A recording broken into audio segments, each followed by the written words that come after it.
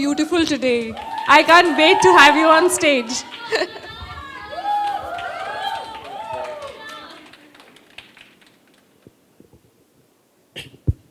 The lights are still blinding me, but I'll try.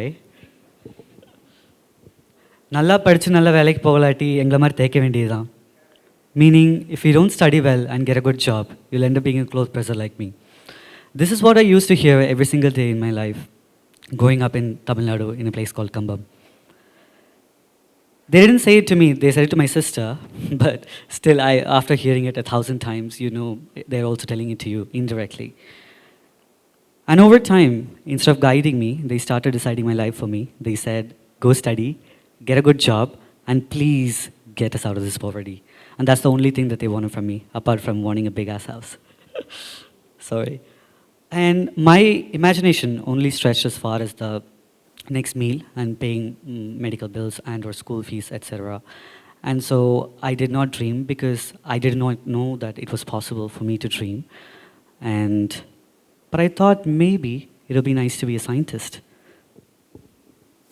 Then in high school, my best friend, one of my very close friends, he fed me his dreams of studying abroad. He wanted to study in the US, and he somehow convinced me to study abroad. And he convinced me to take the SATs. I don't even know what that means, but I said, yeah, sure, we can go. But it's very expensive examination, and I got 90% scholarship, but even with all of that, I still couldn't take the exam because, well, it's too expensive. And then I started fighting with the parents. Maybe you can spend like 700 on my future, you should definitely try. I mean, you want me to work, so and so. And finally they said yes, and I started preparing for the examination. But a few days in, I realized that even if I get a very good mark in that examination, I still won't be able to afford it. I still won't be able to study for free in the US because it's impossible. At the least you have to pay for the flight fare, which we cannot afford. Because there's always some big cost attached to it that many don't see. I realized that studying abroad was nothing but a fantasy. So, as anyone would, I gave up. But I still took the examination because, well, I spent my money on it and I have to use it. And so I did. So I appeared, and as you guessed, I did terrible because, well, I did not prepare. What should I expect? But somewhere I still wanted to apply. I don't know why, but I wanted to apply without any examinations or fees or any of that things. And I did. Months later, I did not hear back from any colleges. So I just gave up on the idea of studying abroad. I joined Christ College in Alakota, which is the nearest college to my house. And I started studying there. On a random evening, my mom just called me and she said, you need to come back immediately, like, you need, right now. And I was like, okay, there's an emergency. So I just left college and I went back home. And she gave me this open envelope and she said, some college in the US sent you a letter. And I thought, are they rejecting me via letters? But yeah, they did not. And turns out, it's an admission letter from UNT, University of North Texas. I did not go there. I got a really good scholarship, very good, but again, I still cannot afford it. But since I got into one college, I thought maybe I should check out the rest because I had forgotten about this because this is 1 year into my education at Christ College. And so I opened up all the portals that I applied through, and turns out I got into almost all the universities I applied to. And also I got really good scholarships in all those places. I only got rejected by 2 schools, which I wanted, but yeah, sure.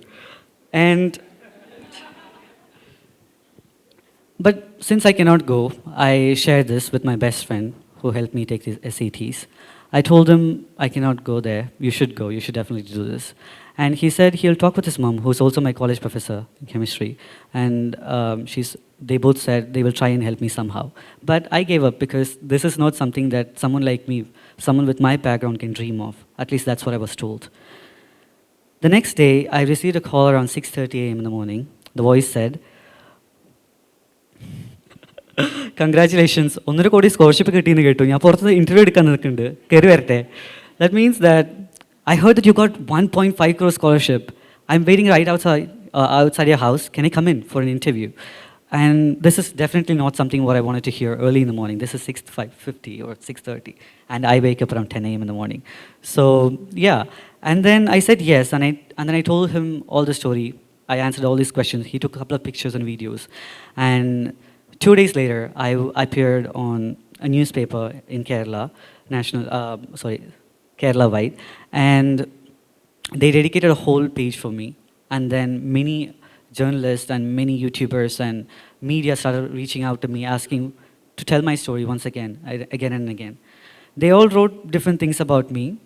They did not really convey what I wanted to tell to the audience. And so I'm grateful for this stage, which is allowing me to tell you guys directly what I want to say instead of a third person interrupting and writing whatever they want. So thank you for the stage. And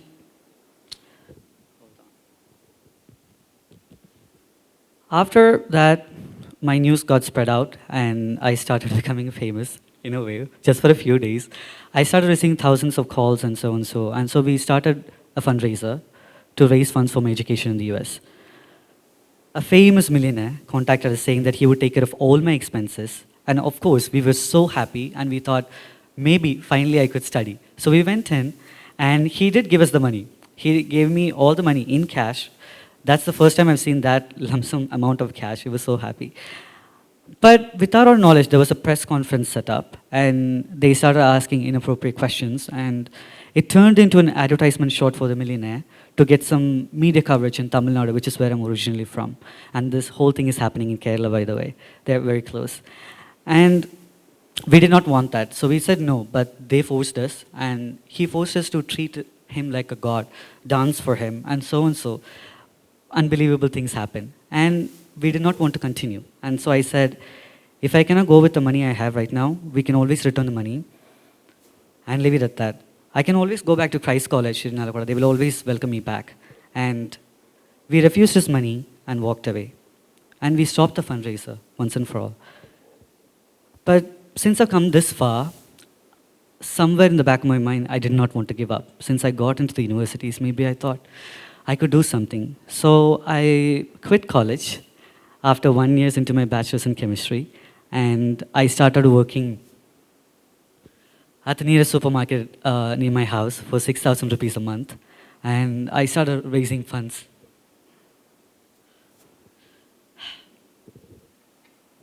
And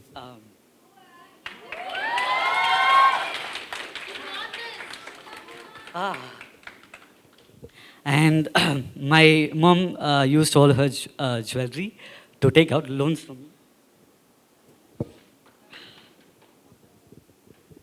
Give me 1 second.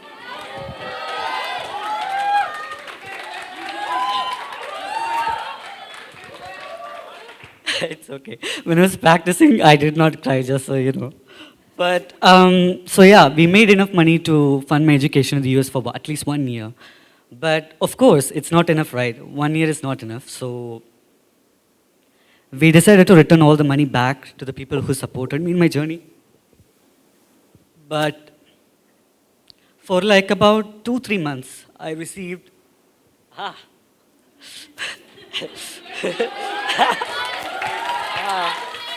okay, for like 2-3 months, I received tons of calls and from all the poor people around my house and all around the country, because this was also on the national news and also on television, so and so. And they all started supporting me, and like, I got so much more connections, and then we indirectly continued the fundraiser to happen, and with all of that, they gave me the power to dream beyond the set limits. And so I decided to fly with the uncertainty and deal with things as I go, and I did. I thought, if strangers could chip in money to support me, I sure could muster up the courage to dream beyond the limits. And before my flight, I did my last interview, and I told them, I actually promised them that I would do my absolute best in giving back to the community that supported me immensely in this journey. And I left India with that promise that I made on national television. And so in the US, I wanted to do my very best in making all those things happen. I wanted to give back to the community. And the way I wanted to give back to the community is by doing research. I did research at the intersection of computer science, which is my major, and medicine and various other disciplines, because I love interdisciplinary studies and doing research in there. There's a deeply personal reason beyond all of that. When I was about only this tall, I remember my mother lying on a table outside the doctor's office. Okay. She told me that she was there to get medications. She was grinding her teeth. and she was squeezing the table and she was clenching her jaws. I was only a kid, but I could tell that she was going through something. I could tell that no one's going to just go lay on a table for absolutely no reason, right? I mean, you don't go and lay on a table and then expert for, I don't know, some medications. So I knew that she was trying not to scream to the best of her ability. She was in pain. But when the pain was too much, she yelled at my dad and she asked my dad to take me away from there. She waited days after that to get her medical charts read and diagnosed. She had kidney stones. I wanted to help, but what can I do? I'm just a child. I was powerless. But somewhere, this moment sparked an unexplainable connection with the field of medicine. Did I want to be a doctor? Yes, as anyone would at that age, but mostly I wanted to be the person working behind the scenes, the one who does the research that makes it possible for the doctors to do what they do, to treat and diagnose patients. Someone who discovers, someone who invents things that people use, people study to make our lives better. So I did research in the US. I worked on a lot of research projects.